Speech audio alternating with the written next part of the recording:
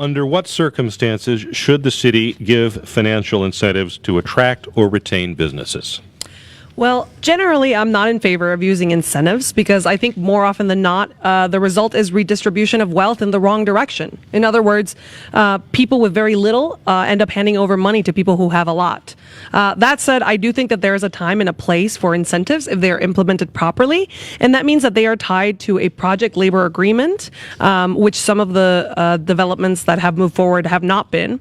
And I'm also a proponent for community benefits agreements because I think they give the community a chance to learn about what direct benefits can come from projects that are being funded by their own tax dollars. So I would say that it very much varies on a case-by-case basis, but generally I'm not supportive. Ward 6 candidate Karen Schmidt, what is your thought on the incentive question? Thank you. The City of Bloomington has an economic development policy that we follow. It looks at the but-for analysis, and so can things move forward without any help? I'm very conservative in my approach to when we give TIF money, when we give sales tax incentive, and I think that we need to continue to build partnerships with the town and other organizations. Our new Director of Economic Development is an important move forward for that, for us refining our policy. Under what circumstances would you consider approving city use of eminent domain power or the taking of land from private owners to foster development or revitalization? Using eminent domain is not really in the culture of the City of Bloomington. It's not something that we would take on very lightly at all. I do see one or two instances within the city where I think that we have a lot at stake, particularly in our downtown, where we might want to consider that. I think we have to proceed cautiously. I know that we've talked about this with our attorneys that advise us on building, and I think that there will be circumstances where this will take a non-productive building and move it forward. And Jenn Carrillo, eminent domain, yes, no, when? I agree with a lot of the folks on the panel. I think eminent domain is an aggressive move, but I think there are certainly some downtown properties that I can think of that where this is the last resort, and all other avenues have been exhausted. So I would be supportive of moving forward with that.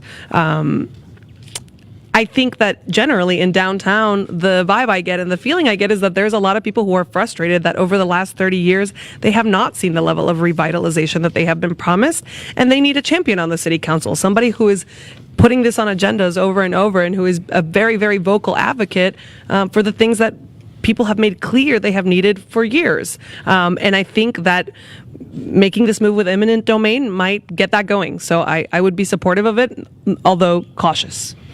Ward 6 candidates now. The downtown question. Jenn Carrillo, you're first. Yeah, I would absolutely agree with Jeff. We already have a proposal. Downtown task force members came up with what I think are really solid, achievable, and inexpensive proposals for how we keep downtown moving and make it more inviting. And I have watched those recommendations sit on a shelf because some people on the council didn't want to even entertain the idea of a joint library and transportation hub. Even my opponent, who takes pride in always being open to conversation, didn't show up to that meeting. So I think we need to turn this around. I think we need to honor that conversation has already happened. I want to see us move towards making downtown accessible by ensuring compliance with the ADA, more pedestrian friendly by experimenting with what can be done with Jefferson Street, and more beautiful by engaging local artists. I also agree that the basics have to be taken care of, like trash, parking, sidewalk cleaning, snow removal. But the question that I'm sitting here with is, why has it taken so long? And Karen Schmidt, you get the last bite at this apple. Thank you. I think the very best news that the downtown has had recently is the creation of the Economic Development Department, which includes our downtown staff members.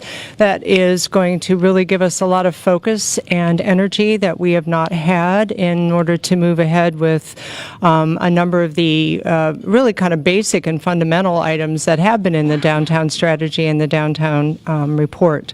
There are a number of very positive things that are happening in the downtown. Just in the past few weeks, we've had 8 new businesses open up. And, that shows a lot of vitality and a lot of interest. We take care of our historic architecture. Our Historic Preservation Commission oversees facade grants.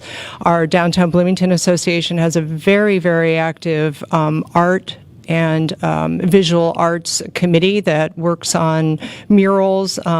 So I think that there's a lot of really positive news, and I think that our new economic development group will focus that. The city is considering whether to increase the local gas tax from 4 to 8 cents per gallon. Where do you stand and why? A gas tax like the one that's being proposed is regressive in nature, which means that it disproportionately impacts low-income people in our community. A person making the median income of $1,200 per week probably won't miss $1 or $2 at the pump, but a person that's living on $330 a week from working a full-time minimum wage job sure will. So it's really frustrating that councils past have made bad decisions, and one that I will name because I think this was a really bad decision was financing the Grove and that subdivision, which cost taxpayers anywhere between $11 and $16 million, which my opponent supported, and that's all money that could have gone towards building out the infrastructure in our urban core so that our roads wouldn't be in this shape now. So if elected, I want to lead the charge in finding progressive ways to raise revenue so that we can get our infrastructure and all the other investments that we need to make in the city in order. Karen Schmidt, the question is about gas taxes. As I've reached out to my constituents, 100% of them want the streets in better shape and sidewalks in better shape. But I would say probably 10 to 15% of them are willing to go along with the 4% gas tax increase. There are two probably groups that I would talk about. One is those who are concerned about the impact on lower income residents as a regressive tax, and the other are business owners who never have the opportunity really to just ask for more money when they need more money. We need to think a little bit about how we got here, and we got here because during the 80s and the 90s and probably back into the 70s, we began to really expand our roadways and have not taken care of our legacy roads.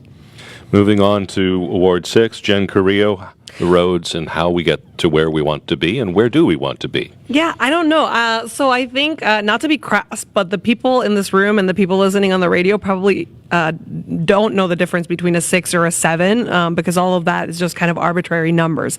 I think people just want streets that feel safe and where you don't spill your drink on yourself every time you drive down Market Street. That's what I want in my life. But I think it's hard for there to be accountability because we don't actually have a streets plan that has been approved and acknowledged by the council. So it's hard to know where we are in the process of actually accomplishing our goals in terms of streets and infrastructure. In terms of how we fund it, I am a proponent of expanding the sales tax to include luxury items and luxury services like limos, tanning salons, landscaping. That money is not going to be missed by the people who are using those services, but certainly can help us have strong infrastructure in our city. The Illinois General Assembly might, in the coming months, legalize recreational marijuana and sports betting. Municipalities are expected to have some measure of control over what's permitted locally. How permissive or restricted should the city be if both marijuana and sports betting become legalized in the coming year? I'm agnostic on the sports betting, but I think that if the state is going to go through with it, then we should tax it, just like we do other forms of entertainment. In regards to cannabis, because y'all should go home and find out the history of how the word marijuana came to be if you don't know it. But I think cannabis, recreational cannabis is a great opportunity, and I think that we should position ourselves as a community to take advantage of it. I want to see us pull together a task force of stakeholders that include law enforcement and business owners and folks who are ready to jump into this new industry so they can start making recommendations for how we do that. I don't think it's the answer to all of our problems, but I think opening up ourselves to being a cannabis-friendly community, particularly downtown, has the potential to bring in new people and new revenue. And that new revenue can help us fund projects that we need. Karen Schmidt. Yes, I certainly think we already have structures in place. The way that we regulate alcohol is another way we can regulate cannabis. We have a lot of other states that are doing this that'll give us good guidance, and I see no reason not to proceed with that. Also agree about the sports betting, that we're looking at video gaming structure and how we manage that, and so I think we have the basic safeguards in place to regularize this. And also want to second Mr. Crable's comment about really looking at some prison reform. What do you think needs to be done by the city to address the increase in gun violence and the societal problems that give rise to it? I think the city has to do more to address not just gun violence, but all forms of violence. And that means offering a community approach to intervention that goes beyond just increased enforcement. I think it means implementing true community policing, providing opportunities for youth, and confronting poverty directly in our neighborhoods. So to me, true community policing, I'm sorry, that doesn't mean cookie with a cop. It means transforming our current policing culture in a serious way to give residents more power and say over how their communities are policed, and opening up the channels for there to be a system of mutual accountability. If our police aren't willing to change some of their policies and practices that have been targeting people, we are not going to have folks who are willing to cooperate with investigations, making these gun incidents more difficult to solve. I think it also means creating programs for youth in order for them to be cared for and supported in their lives. I'm thinking particularly of West Side youth. And it also means being aggressive in pursuing anti-poverty measures. Thank you. This is an issue that every one of us needs to own as parents, as moms, dads, brothers, sisters. This belongs to every one of us in this room. And when we think specifically about what the city can do, quite frankly, by the time the police get involved, I think it's a little late. I agree that we need to continue to move towards community policing. I've also been very proud to see our city coordinate with a number of organizations that work with youth. When I hear people like Drew Held from City Life tell me that our youth need to be, that we need to be constant and present in their lives, I believe him. And I believe Reverend Bridget Black when she says we really need to work with youth in restorative justice and respect circles. We've been at Not in Our Town and United Way at Miller Park, and I'd like to see us keep that going and really dig into it. It's our future. Jenn Carrillo. Okay.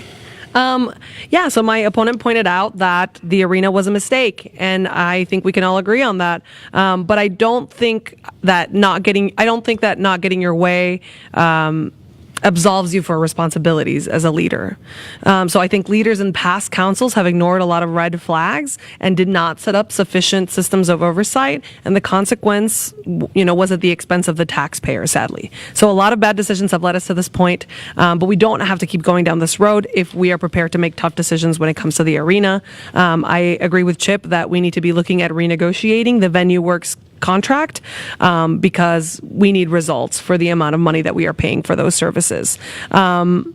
But I also just want to say that staying the course, which means bleeding out $500,000 per year, plus however many more million we're going to have to invest into capital improvements, is not an option. So if we're stuck with the thing, then I'd say let's democratize it. Let's open it to the community, and let's give folks an opportunity to make of this something greater. And Karen Schmidt, what now about the arena? Well, regarding there has been some talk regardless about of past history.